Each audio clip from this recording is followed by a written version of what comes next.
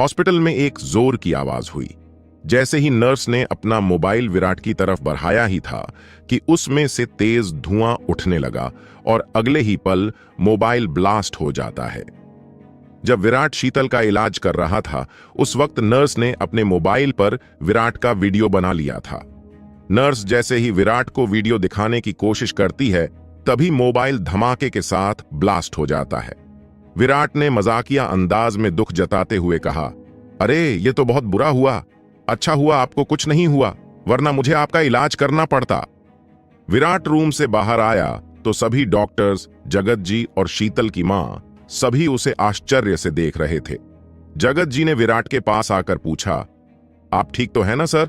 विराट बोला, हाँ, मैं बिल्कुल ठीक हूं। क्यों, मुझे क्या हुआ है? विराट ने इस तरह जवाब दिया जैसे कुछ हुआ ही ना हो। विराट शीतल की मां से जाकर कहता है, आपकी बेटी ठीक है, आप उससे जाकर मिल सकती हैं। यह कहकर विराट बेंच पर जाकर बैठ जाता है। सभी लोग कमरे के अंदर शीतल को देखने के लिए चले जाते हैं। डॉक्टर त्रिपाठी ने अपना चश्मा उतारते हुए शीतल को देखा। उनकी आंखें फटी की फटी रह जाती हैं और वो हैरान होकर बोले, miracle, miracle, this is nothing less than a miracle. यह कैसे हो सकता है? यह लड़की पूरी तरह जल चुकी थी, इसकी स्किन इतनी जल्दी कैसे वापस आ सकती है? यह काम केवल भगवान ही कर सकता है। सभी लोग डॉक्टर त्रिपाठी की बातों को गौर से सुन रहे थे। डॉक्टर त्रिपाठी ने शीतल की मां से कहा, बहन जी, मैंने आपसे कहा था, चमत्कार होते हैं। आप देखिए, अपनी आंखों से यह चमत्कार देखिए।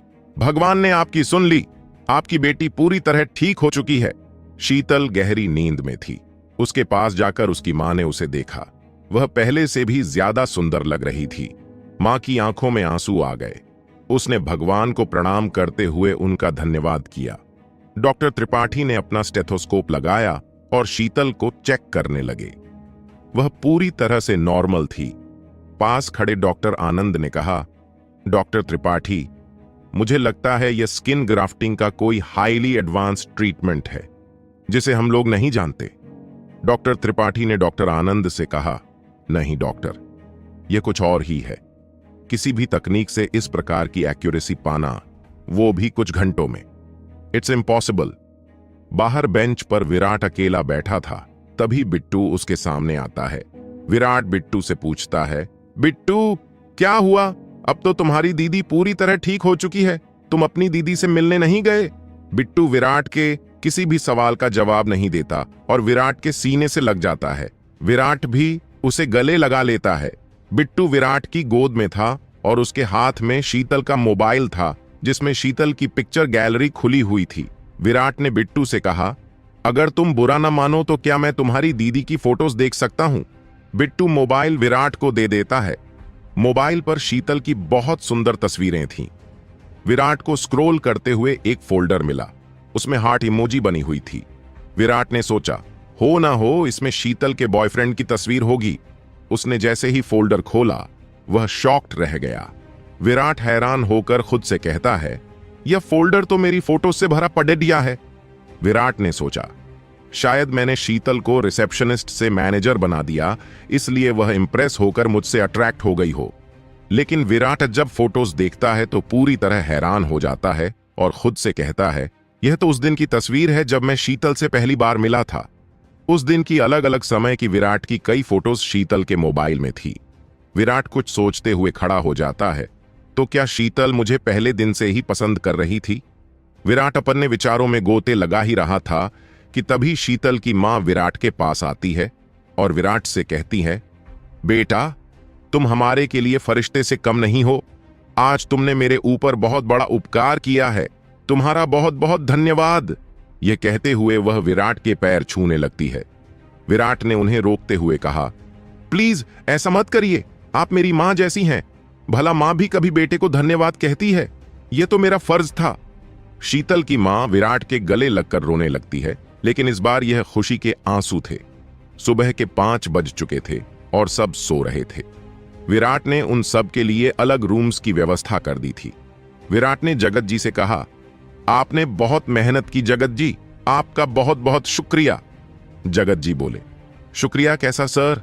वैसे अगर आप ना होते तो शायद इस परिवार को खुशियां वापस नहीं मिलती।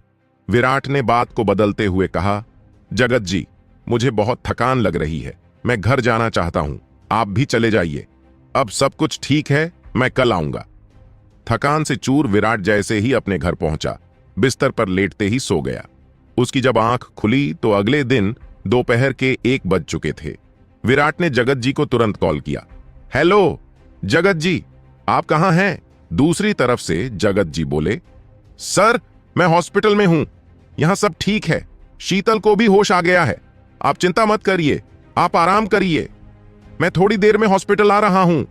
यह कहकर विराट ने फोन कट कर दिया। विराट ने कल से कुछ नहीं खाया था, ठंड से उसका गला खराब हो गया था। उसने अपने लिए अदरक वाली चाय बनाई और बालकनी की धूप में चाय की चुस्कियां लेते हुए शीतल के बारे में सोचने लगा। पहली मुलाकात में शीतल ने महसूस ही नहीं होने दिया कि उसकी क्या फीलिंग्स हैं। वह दिन भर मेरी फोटोज खींचती रही और मुझे पता भी नहीं चला। कहीं शीतल के छुप कर मेरा पीछा करने की वजह से ही मुझे उस रात गेज डिटेक्शन शक्ति तो नहीं मिली। चाय पीते और यही सोचते हुए 1 घंटा बीत चुका था। दीवार पर तंगी घड़ी में 2 बज चुके थे। विराट फौरन तैयार होकर हॉस्पिटल के लिए निकल गया। हॉस्पिटल पहुंचकर विराट प्रोफेसर घोष से मिलने के बाद शीतल से मिलने जाता है। अब शीतल पूरी तरह ठीक थी। विराट मुस्कुराते हुए शीतल के बेड के पास रखी कुर्सी पर बैठ जाता है। शीतल भी बेड के सहारे टिक कर बैठ जाती है। विराट उससे पूछता है, अब कैसा फील कर रही हो? शीतल ने सिर हिलाते हुए इशारा किया कि वह ठीक है। विराट ने फिर पूछा, कोई परेशानी हो तो मुझसे तुम कह सकती हो। शीतल की आंखों में आंसू आ जाते हैं। वह उन आंसुओं को अपनी पलकों में ही थामने की कोशिश करती है। विराट ने शीतल को देखा। उसका सादगी भरा गोरा चेहरा लाल हो रहा था। उसके पतले होंठ कांप रहे थे। वह विराट से न कुछ बोल पा रही थी और न ही उसकी तरफ देख रही थी। विराट ने उसका हाथ पकड़ते हुए कहा, शीतल, मैं तुम्हारे साथ हूं। इससे आगे विराट कुछ कह पाता। शीतल की आंखें डबडबा गईं। उसने विराट को देखा, लेकिन उससे कहा कुछ नहीं, बस उसकी आंखों से आंसू बह रहे थे। तभी शीतल की मां वहां आ जाती है। विराट कुर्सी से खड़ा होकर उन्हें नमस्ते करता है।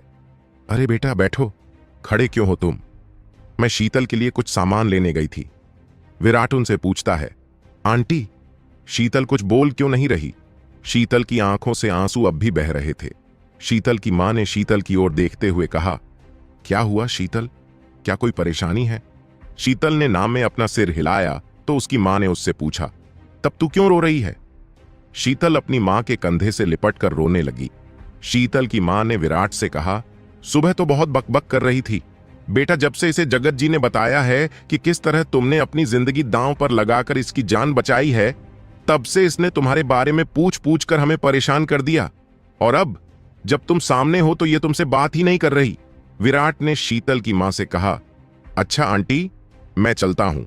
यह सुनते ही शीतल रोते हुए मां का कंधा छोड़कर विराट की ओर देखती है, मानो वह उसे रोकने के लिए कह रही हो। विराट शीतल की फीलिंग्स समझ जाता है। आंटी देखिए, रो रो कर शीतल ने अपनी नाक का क्या हाल किया है। यह किसी जोकर की नाक की तरह लाल हो गई है। शीतल विराट की बातें सुनकर हंस पड़ती है। विराट शीतल से कहता है, अब तुम आराम करो, कल तुम्हें हॉस्पिटल से डिस्चार्ज कर दिया जाएगा। तुम घर पर कुछ दिन आराम करो और ठीक होकर जल्दी से काम पर वापस आ जाना। शीतल ने इस बार भी कुछ नहीं कहा, केवल हां में सिर हिलाया। विराट ने शीतल और उसकी मां की ओर देखते हुए कहा, अब मैं चलता हूं, मुझे कुछ काम है। शीतल अपना ख्याल रखना। और हां आंटी, मुझे आप किसी भी वक्त कॉल कर सकती हैं। अब आपके 3 नहीं बल्कि 4 बच्चे हैं। यह कहते हुए विराट वहां से चला गया। विराट के वहां से निकलते ही शीतल के मोबाइल पर एक मैसेज आता है। शीतल मैसेज को देखकर मुस्कुराती है। वह मैसेज शीतल के बैंक से आया था। विराट ने उसके अकाउंट में 3 लाख रुपए जमा किए थे। साथ ही विराट ने जोकर की नाक की इमोजी भी सेंड की थी, जिसे शीतल देखकर मुस्कुरा रही थी। विराट एक कैफे में बैठा कॉफी पी रहा था। उसे शुभांगी की याद आई और उसने उसे अपने फोन से कॉल किया। हेलो? शुभांगी का फोन किसी आदमी ने रिसीव किया था। विराट ने पूछा, कौन बोल रहा है? सामने से आवाज आई, साहब, मैं हवलदार जानकी प्रसाद मिश्रा बोल रहा हूं। हवलदार ने विराट की कॉन्टैक्ट प्रोफाइल फोटो देखकर उसे पहचान लिया था। साथ ही शुभांगी ने विराट का नाम मेरी दुनिया के नाम से सेव कर रखा था। विराट ने कहा, अरे मिश्रा जी कैसे हैं आप? साहब हम एकदम फिट हैं। एक मिनट, मैं अभी मैडम को बुलाता हूं। मैडम, शुभांगी ने गुस्से में कहा। क्या है? मिश्रा जी मुस्कुराते हुए उसे मोबाइल की ओर देखने का इशारा कर रहे थे। शुभांगी ने देखा फोन विराट का था। वह मुस्कुराती है लेकिन गुस्सा होने का दिखावा करते हुए कहती है, कह दो मर गई मैडम। मिश्रा जी ने विराट की ओर से बात बनाते हुए कहा, मैडम सर की आंखों में आंसू हैं। शुभांगी ने फोन पकड़ते हुए प्यार भरे गुस्से से कहा, क्या है इसमें आंसू बहाने की क्या बात है? विराट हंस पड़ा। शुभांगी उसे चिढ़ाते हुए कहती है, 3 दिन हो गए ना फोन किया, न अता न पता। विराट ने कहा, अच्छा सुनो तो। क्या सुनो? नहीं क्या सुनो? रुक हरामखोर, अभी आती हूं। विराट यह सुनकर शॉक हो गया। मिश्रा जी ने विराट को फोन पर कहा, सर मैडम थोड़ा गुस्से में है, वह कुछ बदमाशों की खातिरदारी कर रही है। विराट बोला, मिश्रा जी मैडम से कहिए एक बार मेरी पूरी बात तो सुन ले। मिश्रा जी ने शुभांगी की ओर फोन बढ़ाते हुए कहा, मैडम एक बार सर की बात तो सुन लीजिए, वह कुछ कहना चाह रहे हैं। शुभांगी ने प्यार भरे गुस्से से तेज आवाज में कहा, मैंने कहा ना मुझे किसी की बात नहीं सुननी, जिसे जो कहना है मेरे सामने आकर कहे। इतना कहकर शुभांगी ने फोन कट कर दिया। यह सोचकर विराट मुस्कुराने लगा। फिर उसने अपनी कॉफी का आखिरी SIP लिया। अब उसने अपनी मां को फोन लगाया लेकिन उसकी मां का फोन बंद आ रहा था। थोड़ा परेशान होकर विराट फिर से अपनी मां को कॉल लगाता है। इस बार उसकी मां का फोन लग गया और कॉल कनेक्ट होते ही उसकी मां ने कहा, हाँ बेटा। विराट ने अपनी मां से पूछा, मां तुम्हारा फोन क्यों बंद था? मां ने जवाब दिया, अरे बेटा यहां कल रात से बहुत बारिश हो रही थी, बिजली भी नहीं थी, फोन की बैटरी भी खत्म हो गई थी। इससे पहले कि विराट अपनी मां से कुछ पूछे, अचानक शोर होता है और उसकी मां का फोन कट जाता है। विराट दोबारा फोन लगाता है लेकिन फोन फिर से बंद आ रहा है। उसे समझ में नहीं आ रहा था कि वो क्या करे। क्या उसकी मां किसी मुसीबत में थी? आगे की कहानी जानने के लिए सुनते रहिए ये कहानी हमारे द हॉरर हंटर चैनल के साथ। परेशान विराट अपनी मां को फिर से फोन लगाए, इससे पहले उसकी मां का फोन आ जाता है। विराट ने पूछा, मां तुम ठीक हो? और ये शोर कैसा? उसकी मां से जवाब दिया, मैं बिल्कुल थी हुन, यहां पास के स्कूल के बच्चे मिलने आ जाते हैं, बच्चों से बातें करते हुए समय कट जाता है। विराट मां से फोन पर बात करने की कोशिश कर रहा है लेकिन अभी भी बच्चों का शोर बहुत है। आंटी जल्दी दीजिए, आंटी मुझे पहले दीजिए, मुझे बहुत भूख लगी है। बच्चे विराट की मां से कुछ खाने के लिए मांग रहे थे। विराट शांत होकर फोन पर आ रही आवाज सुन ही रहा था कि मां ने विराट से कहा, बेटा मैं बाद में बात करती हूं, ये बच्चे आ गए हैं, मैंने ही इन्हें बिगाड़ रखा है, जब देखो टॉफी मांगते रहते हैं। वैसे विराट बेटा तुझे पैसों की जरूरत तो नहीं? अगर हो तो मुझे बताओ, मैं शाम को मामा से कहकर पैसे भिजवा दूंगी। विराट ने प्यार से कहा, नहीं मां आप परेशान मत होइए, बस आप अपना ध्यान रखिए। ठीक है बेटा अभी फोन रखती हूं, बाद में बात करूंगी। यह कहकर मां फोन कट कर देती है। विराट गहरी सोच में पड़ जाता है। क्या मां मुझसे कुछ छुपा रही है? वो बच्चे मां से क्या मांग रहे थे? क्या टॉफी खाने से बच्चों की भूख मिट सकती है? हो ना हो, मां जरूर मुझसे कुछ छुपा रही है। कुछ देर बाद विराट खुद को कमरे में बंद करके ध्यान लगाने बैठ गया। विराट को मां की चिंता सता रही थी। उसने मां के बारे में जानने के उद्देश्य से ध्यान लगाने का निश्चय किया। तभी फोन की रिंग बज उठी। यह प्रकृति थी। फोन उठाते ही वो बो पड़ी। हेलो हृदयम, कैसे हो? विराट ने जवाब दिया, हाय प्रकृति, मैं ठीक हूं, तुम कैसी हो? प्रकृति ने विराट से पूछा, मैंने तुम्हें डिस्टर्ब तो नहीं किया? विराट बोला, नहीं नहीं, बस बहुत दिनों से घर की सफाई नहीं की थी, वही कर रहा था। तुम बताओ कैसे याद किया? प्रकृति बोली, याद तो तुम्हें आज पापा कर रहे थे। विराट ने एक्साइटेड होकर पूछा, क्या बात कर रहे थे? वो बता रहे थे कि कल रात तुमने एक लड़की जो बुरी तरह जल गई थी उसे पूरी तरह ठीक कर दिया। विराट जोर से हंस पड़ा। हाँ हाँ हाँ, तुम भी सुनी सुनाई बातों में आ गई। प्रकृति ने पूछा, तो क्या यह सच नहीं है? अरे नहीं, मैंने कुछ नहीं किया, वह तो तुम्हारे कॉलेज की एडवांस टेक्नोलॉजी का कमाल है जिसने उसे ठीक कर दिया। अरे छोड़ो इन बातों को, पहले तुम बताओ कि रोनित कैसा है। विराट, तुम मुझे गुस्सा दिला रहे हो। विराट हंसकर बोला, अरे नहीं बाबा, मैं तो मजाक कर रहा था। वैसे सच बताओ, उसने दोबारा तुमसे मिलने की कोशिश तो की होगी। प्रकृति ने गुस्से से कहा, हां की थी। कई दिनों तक मेरे घर का चक्कर लगाता रहा, लेकिन मैं उसकी शक्ल भी नहीं देखी।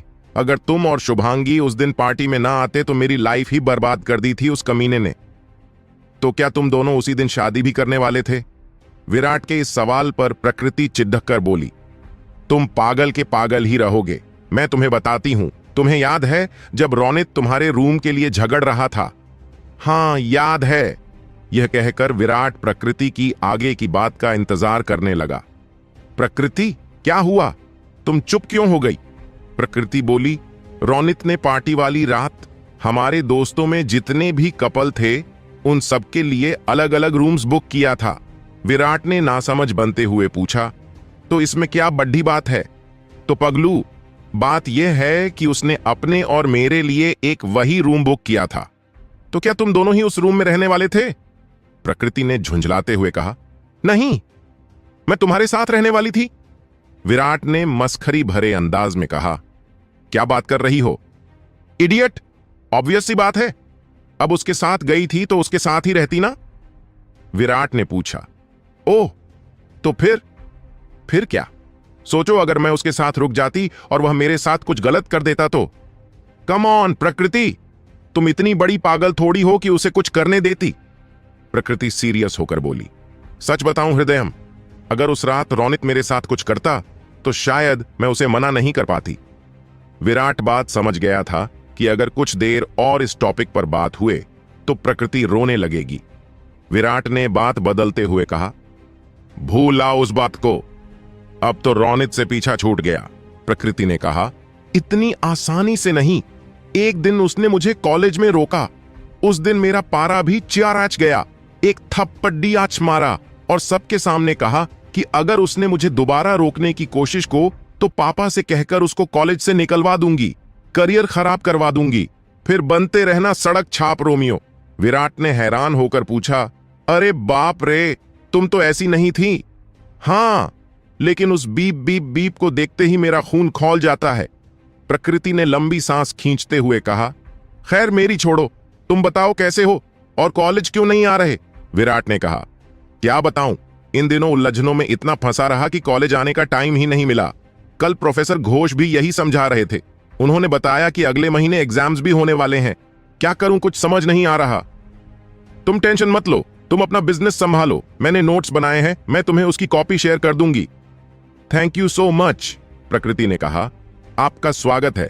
Okay, I will call you later, कहकर फोन कट कर दिया। अपने घर पर विराट ने इस बार ध्यान में जाने से पहले फोन को स्विच ऑफ कर दिया था। विराट ध्यान लगता है और थोड़ी देर बाद उसे वही गंभीर आवाज सुनाई देती है। वह आवाज विराट से कहती है, विराट, आज तुम्हें एक अद्भुत शक्ति मिलने वाली है। यह शक्ति तुम्हें किसी के भी मन की बात सुनने की क्षमता देगी। विराट परेशान होकर पूछता है, लेकिन इस शक्ति की वजह से मैं अपनी नॉर्मल लाइफ नहीं जी पाऊंगा। हर इंसान में अच्छे और बुरे दोनों पहलू होते हैं।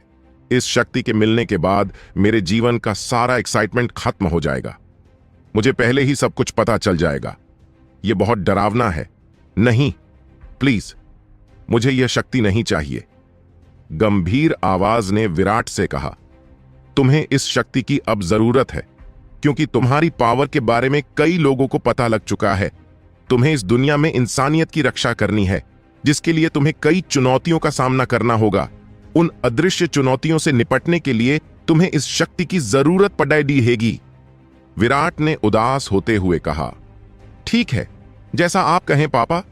विराट से ध्यान के दौरान बात करने वाली यह गंभीर आवाज किसी और की नहीं, उसके पापा की थी।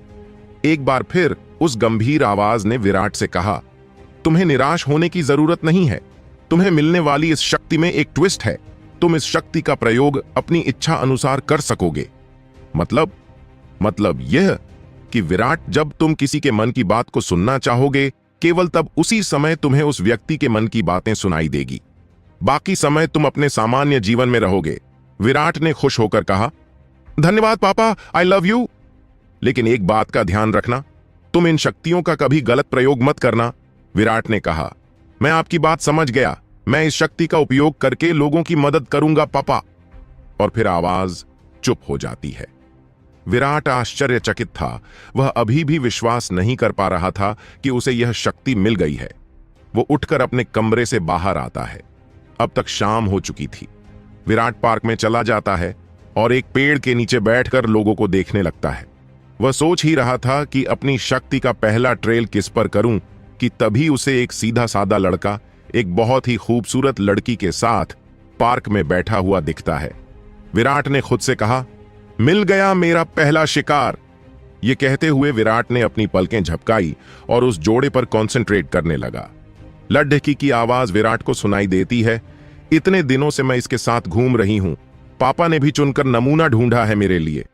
यह सुनकर विराट को हंसी आ जाती है। वह उनकी बातों को आगे सुनना जारी रखता है।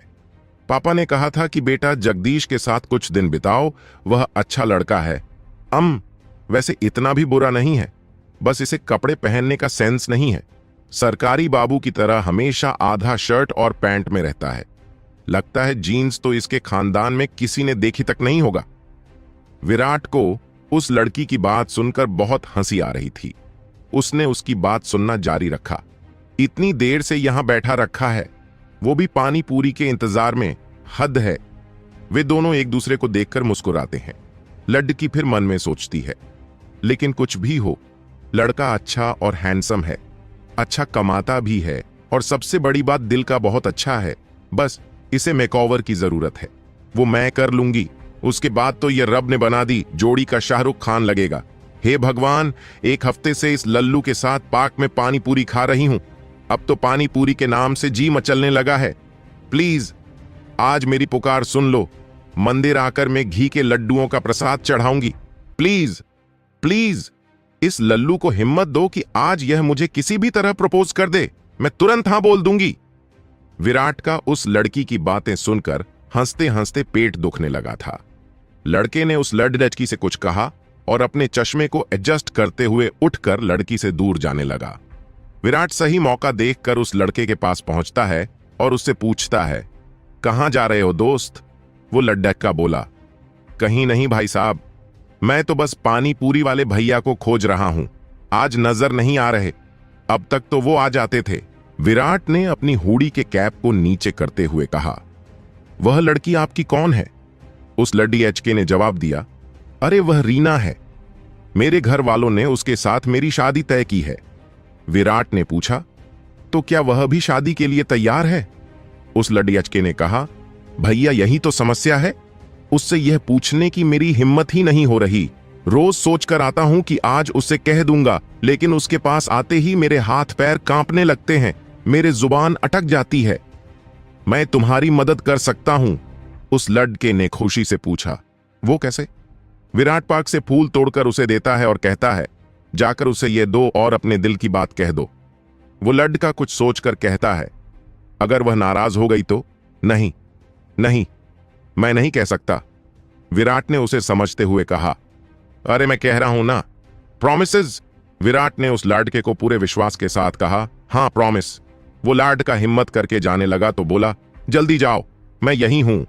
डरते हुए वह लड़का फूल लेकर रीना के सामने जाता है और अपनी आंखें बंद करते हुए रीना की ओर फूल बढ़ा देता है और कहता है, रीना, तुम मुझे बहुत पसंद हो, क्या तुम मुझसे शादी करोगी?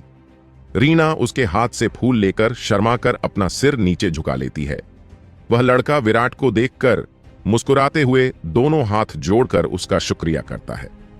विराट वहां से जा ही रहा था कि उसने एक बार फिर लड़की के मन की बात सुनना चाहिए। ठंडी आंख भरते हुए वो लड़की अपने मन में कह रही थी, यह गधे का गधा ही रहेगा। भला लड़की को प्रपोज करते समय कैक्टस का फूल कौन देता? ऊपर से फूल के साथ कैक्टस भी ले आया। गजब का पागल है। बेटा रीना, तुझे इस पर बहुत मेहनत करनी पड़ेगी। विराट रीना के मन की बातों सुनकर हंसने लगता है और वह अपने घर की ओर चला जाता है। रात का समय था और विराट को मां की याद आ रही थी। वह सुबह की बातों को गौर से याद कर रहा था। जब उन बच्चों ने मां से कुछ खाने के लिए मांगना शुरू किया तो मां थोड़ी असहज हो गई थी और उसकी मां ने पैसे की बात क्यों की? जरूर कोई ना कोई बात है। विराट अपनी स्टडी टेबल से उठा और ध्यान लगाने लगा। कुछ देर ध्यान में रहने के बाद उसकी आंखें झटके से खुल जाती हैं। उसकी आंखों से आंसुओं की धार बह रही थी। विराट ने ध्यान लगाते समय ऐसा क्या देख लिया था कि उसके आंसू रोके नहीं रुक रहे थे। आगे की कहानी जानने के लिए सुनते रहिए ये कहानी हमारे द हॉरर हंटर चैनल के साथ। रात के समय अपने घर पर विराट ने ध्यान की अवस्था में देखा कि शुभांगी अपने महल जैसे घर की बालकनी में खड़े होकर आसमान में चांद को ऐसे देख रही थी जैसे वह उसमें विराट के चेहरे को देख रही हो। ठंडी हवा उसके बदन को छू रही थी। वह मोबाइल पर विराट के नंबर को देखती और फिर मोबाइल बंद कर देती। वह विराट से बात करना चाहती थी, लेकिन वह कॉल करने से हिचक रही थी। शुभांगी सर्द रात में अकेले इस सुनसान जंगल में विराट को बहुत मिस कर रही थी। शुभांगी आराम कुर्सी पर लेटकर विराट की तस्वीर देखते हुए उसकी आंखों से आंसू छलकने लगे। ये देखकर विराट की आंखों में भी आंसू आ जाते हैं। मोबाइल पर शुभांगी की तस्वीर देखते हुए विराट कहता है, मुझे पता है तुम मुझे कितना मिस कर रही हो। मैं जानता हूं तुम मुझसे मिलना चाहती हो। मैं तुमसे बहुत जल्द मिलने आऊंगा। कहते हुए विराट शुभांगी की तस्वीर को सीने से लगा लेता है। शुभांगी का फोन बज उठा। उसे एक ही पल में डर और खुशी दोनों एहसास होता है। फोन रिसीव करते हुए शुभांगी कहती है, हेलो। विराट कहता है, तुम अभी तक सोई नहीं? अपने रुआं से गले को साफ करते हुए शुभांगी ने कहा, मैं तो सो गई थी। तुम्हारे फोन से मेरी नींद टूट गई। आज इतनी रात मेरी याद कैसे आ गई? विराट बोला, मुझे भी नींद नहीं आ रही थी तो सोचा तुमसे बात कर लूं। शुभांगी ने मजाक करते हुए कहा, हाँ, मैं तो लोरी सुनाती हूं ना, जो तुम्हें मुझसे बात करने पर नींद आ जाएगी। कुछ ऐसा ही समझ लो। तुम्हारी आवाज सुनकर नहीं लगता कि तुम सो रही थी। मुझे तो लगता है कि तुम रो रही थी। यह सुनकर शुभांगी सोच में पड़ जाती है कि विराट को यह कैसे पता चला। वह उठकर इधर उधर देखती है कि कहीं विराट उसके आसपास तो नहीं, कहीं वह उसे देख तो नहीं रहा। जब उसे यकीन हो गया कि विराट उसके पास नहीं है तो उसने एक बार फिर अपना गला साफ करते हुए कहा, भला मैं क्यों रोने लगी? विराट ने कहा, शुभांगी मैं। लेकिन शुभांगी ने विराट की बात को काटते हुए कहा, रुको, कमिश्नर सर का फोन आ रहा है, मैं तुम्हें कॉल बैक करती हूं। यह कहकर शुभांगी ने विराट का फोन कट कर दिया। विराट के कानों में शुभांगी की आवाज की खनक अभी भी गूंज रही थी। वह बिस्तर में लेटे हुए शुभांगी के ख्यालों में खो जाता है। जब घड्डे ही पर सुबह के 7 बजे तो विराट की आंख खुल गई। उसने सबसे पहले जगत जी को कॉल किया। हेलो जगत जी। जगत जी ने जवाब दिया, जी सर, गुड मॉर्निंग। जगत जी, मुझे अपने गांव जाना है, आप प्लीज मेरे लिए कल की ट्रेन की टिकट बुक करवा दीजिए। जगत जी ने हैरानी से कहा, सर फ्लाइट से चले जाइए, मैं फ्लाइट की टिकट बुक करवा देता हूं। विराट ने पूछा, जगत जी, क्या आपके गांव में एयरपोर्ट है? नहीं सर। तब मैं आपसे जो कहूं वही करिए। आप प्लीज मेरे लिए एक कल की ट्रेन टिकट बुक्स करवा दीजिए। जगत जी ने जवाब दिया, जी सर, अभी करता हूं। विराट तैयार होकर अपने स्टडी टेबल पर बैठा कुछ लिख रहा था। तभी जगत जी का कॉल आता है, सर जिस ट्रेन में आपने टिकट के लिए कहा था उस राउट में ट्रैक मेंटेनेंस की वजह से उस ओर जाने वाली सभी ट्रेनों को 10 दिनों के लिए कैंसिल कर दिया गया है। विराट बोला, ठीक है, मैं कोई दूसरा रास्ता निकलता हूं। सर आप इतना क्यों परेशान हो रहे हैं? आप कार से चले जाइए। विराट ने कहा, नहीं जगत जी, मां को मेरे बारे में अभी कुछ पता नहीं है। उनके सामने अगर मैं अचानक कार से जाऊंगा तो वह बहुत नाराज होंगी। उन्होंने मुझसे वचन लिया था कि मैं कोई गलत काम नहीं करूंगा। अगर मैं कार लेकर गया तो वह समझेगी मैंने गलत तरीके से इतनी जल्दी इतना पैसा कमाया है। इसलिए जब उन्हें लेकर वापस यहां आऊंगा तब इत्मीनान से सब बताऊंगा। विराट के फोन रखते ही जगत जी ने किसी को फोन लगाकर कहा, टीम रेडी करो। जगत जी ने इतना कहकर फोन रख दिया। उनके चेहरे के भावों में अजीब सी गहराई थी। विराट खुद से कहता है, 10 दिन तक मैं इंतजार नहीं कर सकता। मां को देखे कई दिन हो गए, न जाने किस हाल में होंगी, और जैसे उन्होंने बात की मुझे आज ही जाना होगा, लेकिन कैसे? विराट ने किससे फोन पर बात की और कॉल कट होते ही मन मुस्कुराकर सोचने लगा, वाह जुगाड़ हो गया, मैं बस से जाऊंगा। विराट जाने की तैयारियां करने लगा। उसने फिर से जगत जी को कॉल किया और बोला, जगत जी, मैं आज रात बस से अपने गांव जाऊंगा। जगत जी ने हैरान होकर कहा, सर बस से? हाँ, बस से। जगत जी ने समझते हुए कहा, सर आपको मैं कार से पहुंचा देता हूं। मैं आपको गांव के बाहर ही उतार कर लौट आऊंगा। किसी को पता ही नहीं चलेगा कि आप कार से आए हैं। जगत जी, मैं जो कह रहा हूं उसे ध्यान से सुनिए। मेरी बस रात 9 बजे बस स्टैंड से रवाना होगी, इसीलिए आप मेरे लिए एक कार मेरे घर भेज दीजिएगा जो मुझे बस स्टैंड तक छोड़ दे। Okay sir. सर, एक बात और है, विराट ने पूछा। हाँ कहिए। सर, विशाल सर ने मुझे फोन किया था। उन्होंने एक रिजॉर्ट की तस्वीर भेजी है जो उनके अंकल के फार्म हाउस से कुछ दूरी पर बना है। विराट ने उत्साहित होकर पूछा, क्या यह वही फार्म हाउस है जहां शुभांगी जी रहती है? जगत जी बोले, जी सर। तो प्रॉब्लम क्या है? विशाल जी उसे खरीद लें। नहीं, उन्होंने आपके लिए कहा है कि आपको बिजनेस बढ़ाना चाहिए, इसलिए मैं आपसे इस प्रॉपर्टी के बारे में बात करूं। वैसे भी सर, आजकल लोग शहरों से दूर घूमने जंगलों में जाते हैं और इस समय तो डेस्टिनेशन वेडिंग का चलन भी जोरों पर है। मुझे लगता है कि आपको इस प्रॉपर्टी को चलकर एक बार देखना चाहिए। है? ज्यादा ठंड होने की वजह से कार के दरवाजों के शीशों पर कोहरे की परत चढ़ जाती है। विराट ने कार के शीशों पर शुभांगी को याद करते हुए एक स्माइली बनाई, लेकिन उस स्माइली को बनाते ही ओस की बूंद स्माइली की आंखों से बहती हुई गिर जाती है। उसे देखकर यह लग रहा था मानो वह रोती हुई स्माइली हो। विराट समझ जाता है कि शुभांगी उसे बहुत ज्यादा मिस कर रही है। वह मन ही कहता है, शुभांगी, मैं बहुत जल्द तुमसे मिलने आऊंगा। बस स्टैंड पर कार रुकती है। ड्राइवर कार से विराट का बैग लेकर बस में रखता है।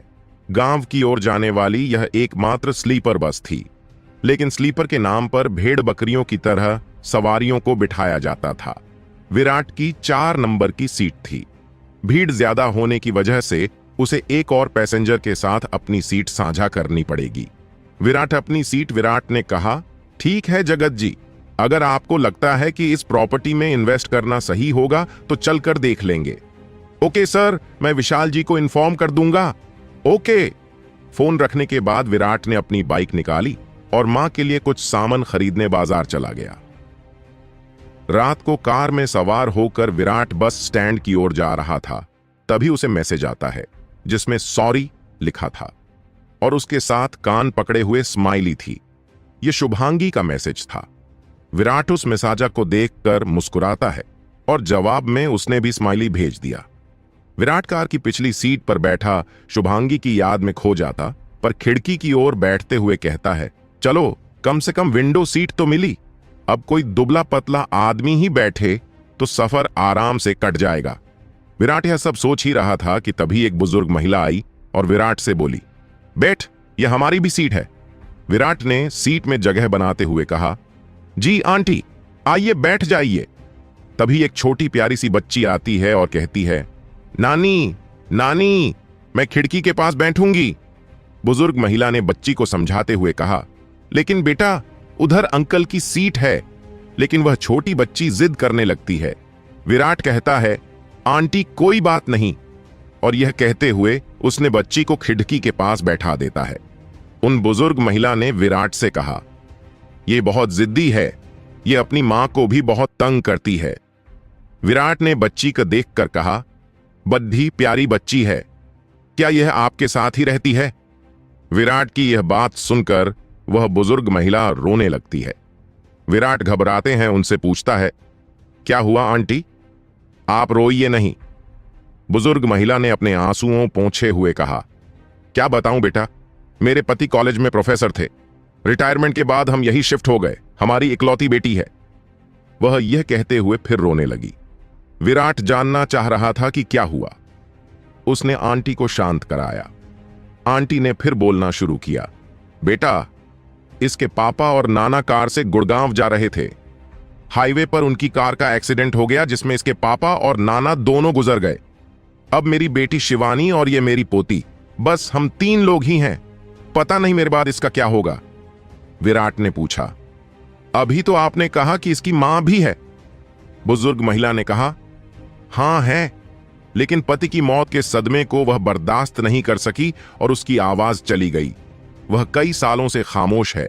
मेरी बेटी पढ़ी लिखी है, उसे कहीं भी आसानी से नौकरी मिल सकती है, लेकिन उसके बोल न पाने की वजह से उसे कहीं नौकरी नहीं मिलती। वह अपने जीवन को मनहूस और खुद को बोझ समझती है। आंटी यह सब विराट को बता ही रही थी कि तभी उनकी बेटी आ जाती है। वह बहुत ही आकर्षक और सुंदर थी। उसकी उम्र 35 साल के करीब थी। विराट उसकी खूबसूरती को निहारता ही रह जाता है, मगर अगले पल ही उसे ख्याल आता है कि यह उम्र में उससे बहुत बड़ी है। वह उनकी ओर से नजरें हटा लेता है। शिवानी ने इशारे से अपनी मां से कुछ पूछा। आंटी ने भी इशारे से शिवानी को कुछ समझाया। फिर आंटी ने कहा, बेटा तुम इन दोनों का ख्याल रखना, इस बस में बहुत भीड़ हो जाती है, हो सके तो इन दोनों को तुम खिड़की की ओर कर देना और तुम इधर लेट जाना। यह कहकर आंटी बस से उतर जाती है और बस चल पड़ती है। जब तक शिवानी सीट पर बैठ नहीं गई तब तक विराट वही खड़ा रहता है। शिवानी और विराट आमने सामने बैठे थे, लेकिन शिवानी ने विराट की ओर देखा तक नहीं। सियाट पर बच्ची उछल रही थी, उसे कहीं चोट न लग जाए इस डर से वह उसे बार बार शांत बैठने का इशारा कर रही थी, लेकिन बच्ची मान ही नहीं रही थी। तब शिवानी ने उसे थप्पड़ मार दिया। बच्ची रोते हुए कहती है, तुम बहुत बुरी हो, तुम प्यार से भी तो कह सकती थी, मैं बैठ जाती। यह कहते हुए बच्ची सियाट में लेटकर रोने लगती है। रात काफी हो चुकी थी। विराट को सियाट पर बैठे हुए नींद आ गई थी। कुछ देर बाद विराट ने देखा कि शिवानी सोई हुई बच्ची को सहला रही थी और ऐसा करते हुए बहुत रो रही थी। विराट यह देखकर परेशान हो जाता है। विराट ने अपनी पलकें झपकाई। अब विराट शिवानी के मन की बातों को सुन सकता था। बेटा काश मैं एक बार बोल पाती तो तुझे बताती कि मैं तुझसे कितना प्यार करती हूं। तेरी तोतली बोली सुनकर मेरा भी तुझसे बातें करने का बहुत मन करता है, लेकिन मैं कितनी मजबूर हूं जो तुझे छोटी सी बात भी नहीं समझा सकती। भगवान भले ही मेरी जिंदगी ले ले, लेकिन एक दिन के लिए मेरी आवाज मुझे लौटा दे, जिससे मैं अपनी बेटी को बता सकूं कि मैं उससे कितना प्यार करती हूं। यह कहकर वह रोने लगती है। विराट ने शिवानी को अकेला छोड़ने के निश्चय किया और सियाट से उठाकर अपने लिए दूसरी जगह तलाशने लगा, लेकिन सियाट फुल होने की वजह से उसे फिर अपनी सीट पर वापस लौटना पड़ा। सियाट पर वापस आकर उसने देखा कि शिवानी भी सो गई थी। विराट सीट के किनारे बैठ गया। उसे नींद आई ही थी कि तभी लॉकेट गर्म होने लगा। वह समझ चुका था कि यह शिवानी की मदद करने का इशारा है, लेकिन कैसे? उसके दिमाग में एक आइडिया आता है। वह मन में कहता है, मैं जानता हूं कि ऐसा करना गलत होगा, लेकिन शिवानी की मदद करने का और कोई रास्ता नहीं है। विराट किस गलत तरीके के बारे में सोच रहा था? क्या वो शिवानी को ठीक कर पाएगा? आगे की कहानी जानने के लिए सुनते रहिए ये कहानी हमारे द हॉरर हंटर चैनल के साथ। विराट शिवानी की मदद करना चाह रहा था, लेकिन वो घबराहट में अपने माथे के पसीने को पोंछते हुए कहता है, कैसे शुरुआत करूं? अगर यह सोई ना होती तो किसी न किसी तरह बात बन जाती, मगर अब तो यह सो चुकी है। अगर सुबह हो गई तो यह तरीका काम नहीं आएगा। मुझे सुबह होने से पहले ही कुछ न कुछ करना होगा। विराट लॉकेट की ओर देखते हुए कहता है, कैसे कैसे टास्क देते हो यार। विराट ने कलाई पर बंधी घड़ी देखी तो रात के 1 बजे थे। उसने अपनी सीट से उठकर देखा। सभी ने अपनी सीट के पर्दे बंद कर रखे थे। बस के अंदर डिम लाइट जल रही थी। विराट ने अपने बैग से कुछ निकालकर अपनी जेब में रख लिया। अब उसने भी अपने कैबिन का पर्दा लगा लिया और धीरे धीरे शिवानी के बगल में लेट गया। सोने का नाटक करते हुए वह शिवानी के करीब जाने लगा।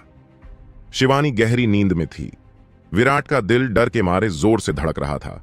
उसे बहुत बेचैनी हो रही थी। उसने मन में भगवान का नाम लेते हुए कहा, भगवान आप जानते हैं मेरी ऐसा करने की कोई नियत नहीं है, लेकिन बिना यह किए शिवानी को उसकी आवाज कभी नसीब नहीं होगी, इसलिए आप मुझे माफ कर दीजिएगा।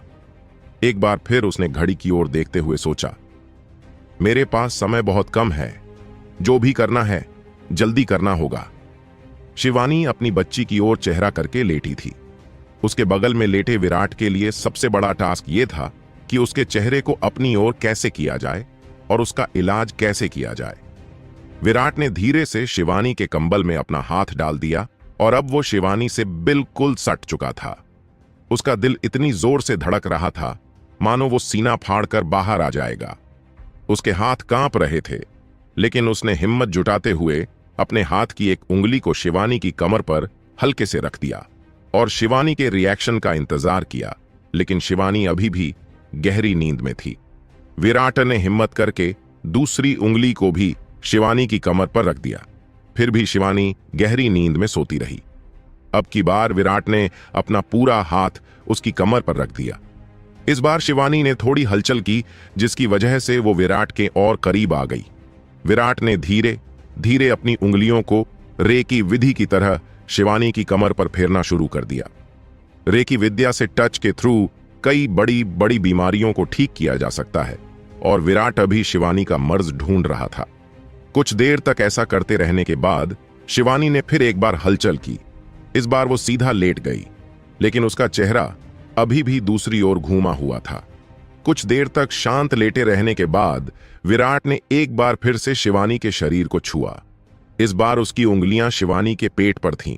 शायद सीधा लेटते वक्त उसके कपड़े ऊपर उठ गए थे।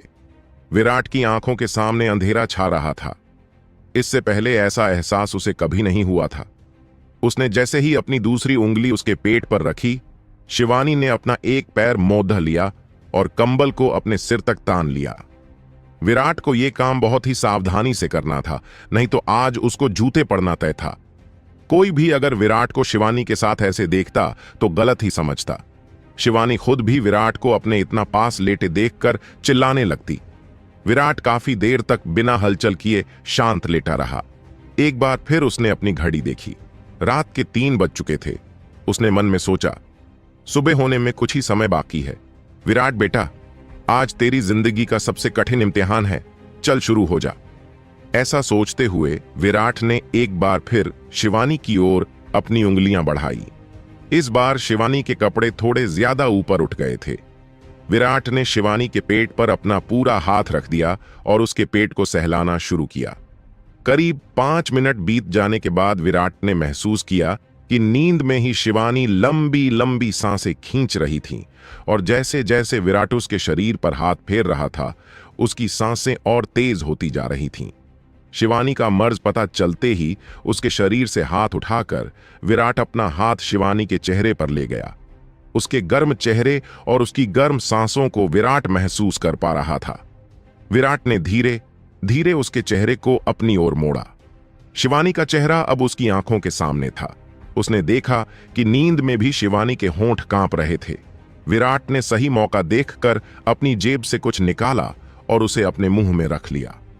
विराट फिर जैसे जैसे अपना चेहरा शिवानी के पास ला रहा था, शिवानी की सांसों की गर्मी बढ़ती जा रही थी। विराट को शिवानी की बॉडी में दवा पहुंचानी थी, लेकिन शिवानी के नींद में होने के कारण उसे कुछ समझ में नहीं आ रहा था। ऊपर से लोग उसे शिवानी के साथ इस हाल में ना देख लें, इस बात का डर भी उसे सता रहा था। लेकिन फिर विराट ने हिम्मत करके बिना देरी किए अपने होंठों को शिवानी के होंठों से सटा दिया और उसे किस करने लगा, जिसका बस एक ही मतलब था कि वो ऐसा करके शिवानी को दवा दे सके। कुछ देर बाद ही विराट ने शिवानी से खुद को दूर किया। दवा के असर से शिवानी बेहोश हो चुकी थी। विराट को भी चक्कर आ रहा था। विराट ने खुद को संभालते हुए कहा, कहीं ये उस जड़ी बूटी का असर तो नहीं। फिर उसने शिवानी को देखा। वो बेहोश थी। विराट केबिन से बाहर आता है। उसे बाहर की ठंडक आराम दे रही थी। उसने घड़ी में देखा तो सुबह के 4 बजे थे। विराट कुछ दूर आगे एक शहर में उतर जाता है। मम्मा तुमसे बहुत प्यार करती है। अब से मम्मा तुम्हें कभी नहीं मारेगी, बस तुमसे प्यार करेगी। बच्ची ने कहा, मम्मा हम दोनों अब खूब बातें करेंगे। अब नानी को कहानी नहीं सुनानी पड़ेगी। हाँ बेटा, कहते हुए शिवानी अपनी बेटी को गले से लगाकर रोने लगती है। जैसे ही बस रुकी, थोड़ी देर बाद शिवानी को कुछ याद आता है। वह बच्ची से कहती है, बेटा आप यहीं बैठो, मम्मा अभी आती है। शिवानी बस में विराट को ढूंढती है, लेकिन वह बस में नहीं था। फिर वह बस से उतरकर इधर उधर देखती है। वह वहां खड़े लोगों से विराट का हुलिया बताकर उसके बारे में पूछती है, लेकिन विराट उसे कहीं नहीं मिलता। वह हताश होकर बस में आ जाती है। शिवानी मन ही मन सोचती है, कौन था वह, कहां चला गया? क्या भगवान ने मेरी प्रार्थना सुनकर उसे मेरे पास भेजा था? काफी देर तक विराट के बारे में सोचने के बाद शिवानी ने अपनी मां को कॉल किया। हेलो मां। मां शब्द सुनकर शिवानी की मां हैरानी से पूछती है, कौन बोल रहा है? मां, मैं शिवानी। शिवानी की आवाज सुनकर उसकी मां रोने लगती है। शिवानी के भी आंसू रुक नहीं पाते हैं। विराट एक दूध वाले की बाइक से लिफ्ट लेकर अपने गांव की ओर जा रहा था। बाइक के दोनों ओर दूध के कनस्तर टंगे थे। विराट को बैठने में बहुत मुश्किल हो रही थी, लेकिन जिस समय वह बस से उतरा था तब सड़क पूरी तरह से सुनसान थी। काफी प्रयास करने के बाद इन दूध वाले भाई साहब ने विराट को लिफ्ट दी थी। एक जगह बाइक धीमी करते हुए दूध वाले भाई साहब, जिनका नाम राम नरेश था, उन्होंने विराट से कहा, साहब इस ढाबे की चाय बहुत बढ़िया है। विराट ने कहा, चलिए टेस्ट करते हैं। राम नरेश ने बाइक ढाबे में खड़ी करते हुए विराट से कहा, साहब यहां शुद्ध गाय के दूध से चाय बनाई जाती है। विराट ने ठंड से कांपते हुए हंसी में कहा, और यह लोग शुद्ध गाय पाते कहां हैं? अरे साहब आप मजाक कर रहे हैं, ठंड से मेरी जुबान फिसल गई। मेरा कहने का मतलब बिना मिलावट के गाय के दूध से था। दोनों हंसते हैं और अलाव तापते हुए चाय पीने लगते हैं। चाय पीने के बाद राम नरेश विराट से कहते हैं, ठीक है साहब, यहां से आपकी मंजिल अलग और हमारी मंजिल अलग। जीवन रहा तो फिर कभी मुलाकात होगी। राम राम। विराट ने भी राम राम कहकर उनको विदा किया। इस जगह से विराट का गांव अभी भी 20 किलोमीटर दूर था। सुबह के 6 बजे थे। ठंड काफी थी। विराट ने ढाबे वाले से पूछा, भैया चैत्रा गांव जाने के लिए कोई गाड़ी मिलेगी? ढाबे वाले ने कहा, इस समय तो नहीं मिलेगी, आपने थोड़ी देर कर दी। अभी कुछ समय पहले ही गुंजन ट्रैवल्स की बस गुजरी है। अब दोपहर में ही आपको कोई बस मिल सकती है। विराट सोच में पड़ जाता है। मैं यहां दोपहर तक वेट नहीं कर सकता। मुझे पैदल ही चलना चाहिए। आखिर 20 किलोमीटर ही तो चलना है। सुबह की वॉक भी हो जाएगी और पैदल चलने से इस ठंड से भी थोड़ी राहत मिलेगी। विराट अपना बैग पीठ पर टांग कर वहां से पैदल ही निकल पड़ता है। वह करीब 2 किलोमीटर ही चला था कि उसे बहुत ज्यादा थकान होने लगती है। खुद से बातें करते हुए वो कहता है, यह क्या हो रहा है मुझे? इतनी थकान क्यों लग रही है? मुझसे एक कदम भी नहीं चला जा रहा। जड्डी बूटी मुंह में रखने की वजह से कहीं यह उसका असर तो नहीं? विराट ट्रैक्टर में बैठा हुआ था। वो शुक्र मना रहा था कि आखिर उसे अपने गांव तक पहुंचने के लिए इस ट्रैक्टर वाले ने लिफ्ट दे दी। आखिरकार विराट अपने गांव तक पहुंचने वाले मोद्द पर आ चुका था। मोद्द पर ही एक छोटी दुकान थी। उस दुकान को विराट जानता था। बचपन में वह गांव से यहां लाल मिर्च की तीखी चटनी के साथ मिलने वाले आलू बड़े खाने आता था। विराट के दादाजी जब भी इधर आते तो भर भर कर यहां से आलू बड़े ले जाते थे।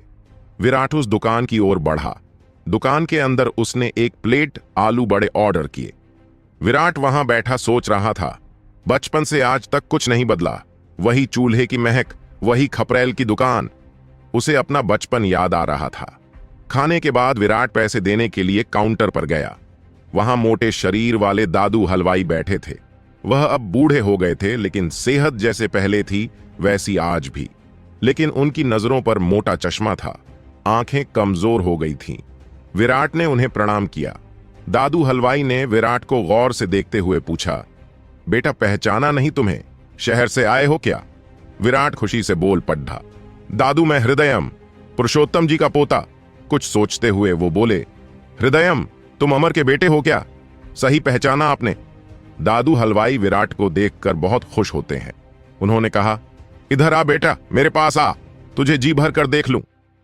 विराट के माथे को चूमकर वह उसे बहुत दुलार करते हैं। अपनी आंखों से आंसू पोंछते हुए कहते हैं, तेरे दादाजी क्या गए, जैसे गांव से खुशियां ही चली गईं। दादू मुझे यहां गाड़ियां कम क्यों दिख रही है? पहले तो इस रास्ते पर खूब गाड़ियां चलती थीं। दादू हलवाई ने कहा, दिखेंगी कैसे, तू गलत रास्ते से आया है। इस रास्ते पर केवल 2 बसें ही चलती है। बाकी की सभी गाड़ियां गांव से होते हैं चौथे रास्ते से गुजरती हैं। विराट ने उनसे पूछा, दादू क्या मामा जी से आपकी मुलाकात हुई है? बेटा तू महेंद्र की बात कर रहा है ना? विराट ने हां में अपना सिर हिलाते हुए कहा, हां मैं उन्हीं की बात कर रहा हूं। क्यों, तुझे पता नहीं क्या? जब तेरी मां की तबीयत बहुत खराब थी और वह शहर चली गई थी, उसके जाने के करीब 1 हफ्ते बाद ही तेरे मामा को खेत में पानी देते वक्त सांप ने डस लिया था, जिससे उनकी मौत हो गई थी। विराटा यह सुनकर कांप जाता है। वह मन ही मन सोचता है, मां ने मुझसे झूठ क्यों बोला कि वह मामा के साथ रहती है। अपने मामा की मौत और अपनी मां के कहे झूठ से विराट अंदर तक हिल गया था। उसे दोनों बातों पर विश्वास नहीं हो रहा था। आगे की कहानी जानने के लिए सुनते रहिए ये कहानी हमारे द हॉरर हंटर चैनल के साथ। मामा जी की मौत की खबर सुनकर विराट का शक अब और गहरा हो चुका था। वह मन ही मन सोचता है, मां जरूर मुझसे कोई बात छुपा रही है, वरना वो मुझसे झूठ क्यों बोलती। विराट दादू हलवाई से अपनी मां के बारे में जानने की कोशिश करता है। दादू, मेरी मां गांव में है? दादू हलवाई दुख के भाव से बोले। हां बेटा, सुना है वह गांव में ही है। पता नहीं भगवान तुम लोगों की और कितनी परीक्षा लेगा। बेटा तू मेरी बातों का बुरा मत मानना। विराट बोला, आप मेरे दादू हैं, भला मैं आपकी बातों का बुरा क्यों मानूंगा। बेटा अब तू बड़ा हो गया है, पढ़ाई के साथ कुछ काम धंधा शुरू कर दे। कब तक अपनी मां से सड़कों पर पकौड़े बिकवाएगा। मेरी बात मान तो उसे यहां से ले जा, तेरा चाचा उसे जीने नहीं देगा।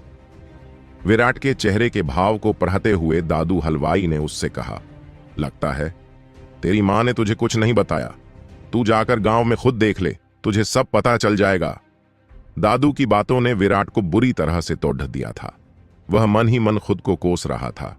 कैसा बेटा हूं मैं जो अपनी मां की परेशानियों को समझ नहीं सका। बेटा तो वह है जो बिना कहे अपने मां बाप की फीलिंग्स समझ ले। मेरी मां इतने दिनों से यहां केवल इसलिए तकलीफ सह रही है ताकि हम बिना किसी टेंशन के पढ़ लिख सकें। न जाने मां किस हाल में होगी। विराट ने सब कुछ जानने का फैसला किया। मुझे अपनी पहचान छुपानी होगी, तभी मैं सच्चाई को जान सकूंगा, वरना मां मुझे किसी न किसी तरह से यहां से वापस भेज देगी। विराट गांव के बस अड्डे के पास एक होटल में ठहरता है। यहां मुझे कोई नहीं जानता, अब मुझे पता करना है कि मां ने झूठ क्यों बोला। विराट ने गांव का आदमी दिखने के लिए एक शर्ट और धोती पहनी और एक गमछा अपने चेहरे पर बांध लिया। वह होटल से बाहर निकलकर गांव की भीड़ में वह आसानी से घुल मिल जाता है। विराट सबसे पहले अपने मामा के घर जाता है, लेकिन अब वो घर खंडहर बन चुका था। अंदर लंबी लंबी घास उगी हुई थी। घर की हालत देखकर विराट खुद से कहता है, मां ने मुझसे झूठ कहा था कि वह मामा के साथ रहती है, लेकिन अगर मां यहां नहीं रहती तो फिर वो है कहां। विराट को तभी कुछ याद आता है। याद आया, मां ने कहा था वह स्कूल में बच्चों के पास चली जाती है, मुझे स्कूल जाकर देखना चाहिए। वह स्कूल की ओर बढ़ा, लेकिन स्कूल बंद था। विराट ने स्कूल ग्राउंड में खेल रहे बच्चों के पास जाकर पूछा, सुनो, ये स्कूल क्यों बंद है आज? एक बच्चे ने कहा, आज संडे है, तुम्हें पता नहीं? विराट ने सोचा, एक ही रास्ता बचा है, अब मां से पूछना पड़ेगा। उसने अपनी जेब से फोन निकाला और मां को फोन लगाया। हेलो मां, तुम कहां हो? विराट बेटा, अरे क्या बताऊं बेटा, पास के गांव में बाजार लगा हुआ था, सोचा घूम आऊं, वैसे भी घर में बैठे बैठे बोर ही हो जाती हूं। विराट ने पूछा, क्या मामा जी भी तुम्हारे साथ हैं? मां ने कहा, अरे वो कहां आएगा, उसको अपने खेतों से ही फुर्सत कहां मिलती है। बेटा सुन, यहां बहुत शोर हो रहा है, मैं शाम को घर पहुंचकर आराम से तुझसे बात करती हूं, तू ठीक है ना? हां मां, मैं ठीक हूं, मैं शाम को कॉल करूंगा।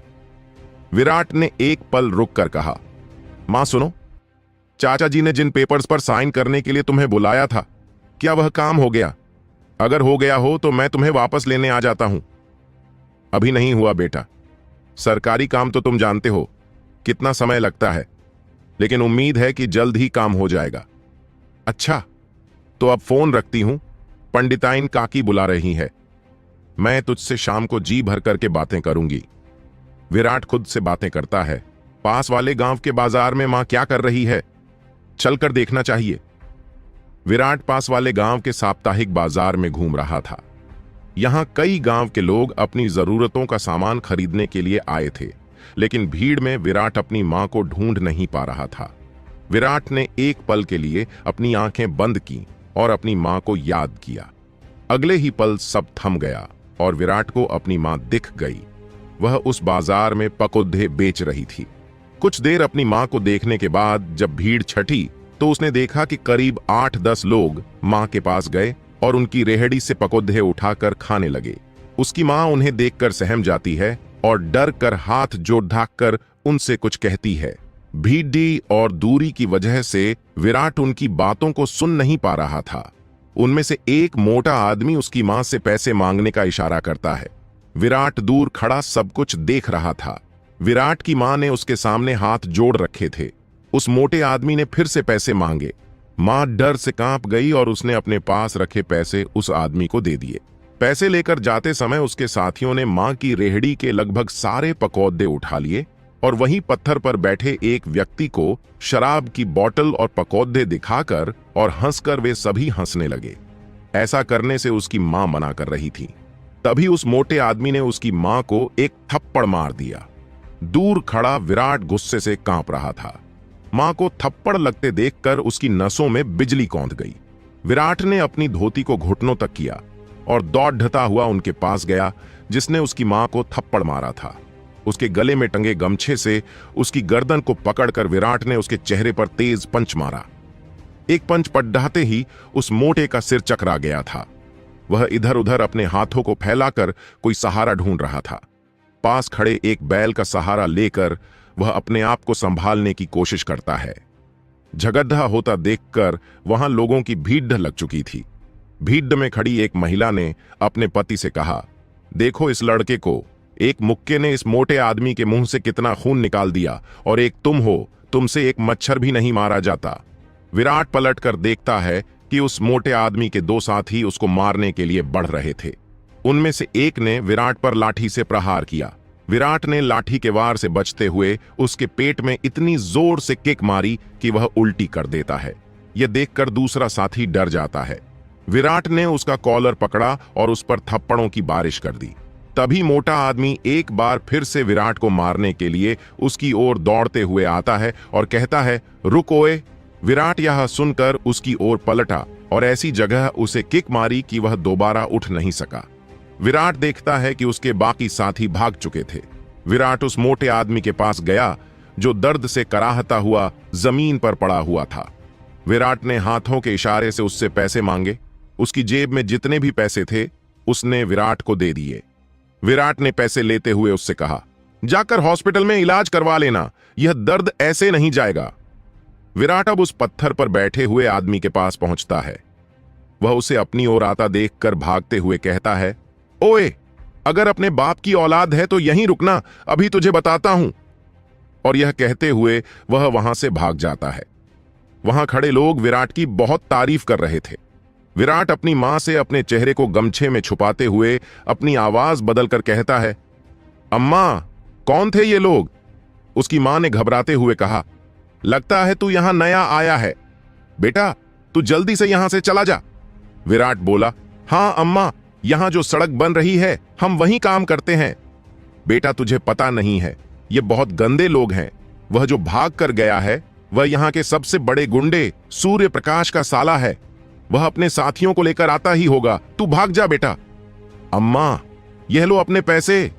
विराट आवाज बदलकर बात कर रहा था, इसलिए उसकी मां उसे पहचान नहीं पाई।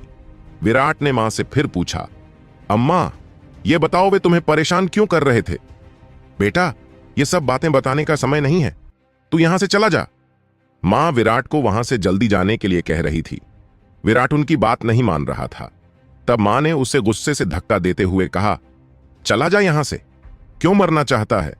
धक्का देते हुए उसकी मां का पैर पत्थर से टकरा जाता है और वह गिर जाती है। विराट उन्हें उठाते हुए बोला, अम्मा, तुम ठीक हो? तुम्हें चोट तो नहीं लगी? इस बार उसकी मां मौन थी। उसकी आंखें गमछे के पीछे छुपे चेहरे को पहचानने की कोशिश कर रही थी। विराट को लगा कि मां कहीं उसे पहचान न ले। उसने अपने गमछे को चेहरे पर लपेटते हुए कहा, ठीक है अम्मा, तू कहती है तो चला जाता हूं। विराट आगे बढ़ा ही था कि तभी उसकी मां उसके गले लगकर रोने लगती है। रोते हुए वह विराट से कहती है, तुझे ऐसा नहीं करना चाहिए था, तू यहां क्यों आया? अरे अम्मा, ये क्या कर रही हो? जाने दो मुझे, वो लोग आ जाएंगे। मां ने उसके गले लगकर रोते हुए कहा, विराट मेरे बेटे, तू यहां क्यों आया? दरअसल जब विराट अपनी मां को उठाने के लिए झुका था तब विराट के गले में डाला हुआ लॉकेट शर्ट से बाहर आ गया था। मां ने लॉकेट से विराट को पहचान लिया था। दोनों गले लगकर रो रहे थे। एक व्यक्ति अपने साथियों को बता रहा था कि जिसने गुंडों की धुलाई की है वह उस महिला का बेटा है। लगता है यहां बड़े दिनों बाद आया है, इसीलिए अपनी मां को परेशान करता देखकर इसने उनकी पिटाई कर दी। यह बात सुनकर एक बूढ़े सज्जन ने कहा, बेटा, हो तो ऐसा। बाजार से कुछ दूर तालाब के किनारे पीपल के पेड़ के नीचे माँ और विराट खड़े थे। विराट माँ से पूछता है, तुमने आज तक क्यों छुपा कर रखा कि तुम मामा के साथ रहती हो, जबकि मामा को मरे हुए कई दिन हो गए हैं? और ये क्या, तुम यहाँ पकौड़े बेच रही हो? तुमने तो कहा था कि चाचा ने हमारी प्रॉपर्टी लौटा दी है। तुम कैफे एक बार फिर स्टार्ट कर रही हो। क्या इस रेहड़ी को तुम कैफे कहती हो? विराट दुख और गुस्से में मां पर बड़बड़ाए जा रहा था। वह सब कुछ जानना चाहता था। मां, तुम रोना बंद करो। मुझे सब सच जानना है कि आखिर वह कौन लोग थे और तुम्हें तंग क्यों कर रहे थे। मां ने अपने आंसू पोंछते हुए विराट से कहा, तूने कुछ खाया है कि नहीं? मां के शब्दों ने विराट को रुला दिया। वह अपनी मां के गले से लिपट कर रोने लगा। उसका गुस्सा आंसू बनकर बह रहा था। चुप हो जा बेटा, रो मत। देख, लोग इधर ही आ रहे हैं। वो क्या सोचेंगे कि अभी जिस हीरो ने गुंडों की धुलाई की वह रो रहा है। चल आंसू पोंछ। ऐसा कहते हुए मां अपने पल्लू से विराट के आंसुओं को पोंछती है। मां ने विराट को अपने झोले से पकोद्धे निकाल कर देते हुए कहा, ले बेटा, कुछ खा ले और घर चल। विराट मां के साथ अपने पुश्तैनी मकान में आता है। यह एक पुरानी हवेली नुमा जर्जर भवन था। विराट उस हवेली की ओर बढ़ चला। तभी मां ने विराट का हाथ पकड़ते हुए कहा, यहां नहीं बेटा, मकान आगे है। विराट ने देखा कि मां ने एक टूटे फूटे मकान को किराए पर ले रखा है, जहां किसी भी प्रकार की सुविधा नहीं थी। हर जगह सिलन थी। पानी भी उसे स्कूल में लगे हैंडपंप से लाना पड़ता था। हृदमय ने मां से कहा, मुझे शुरू से सारी बात बताओ। मां ने कहा, बेटा, तुम्हारे चाचा ने मेरे साथ जो किया वो बताते नहीं बनता। इंसान कितना नीचे गिर सकता है। अपनी मां की बातें सुनते हुए विराट को गुस्सा आ रहा था। अब वो क्या करेगा? लेकिन उससे पहले वो सब जानना चाहता था। आगे की कहानी जानने के लिए सुनते रहिए ये कहानी हमारे द हॉरर हंटर चैनल के साथ।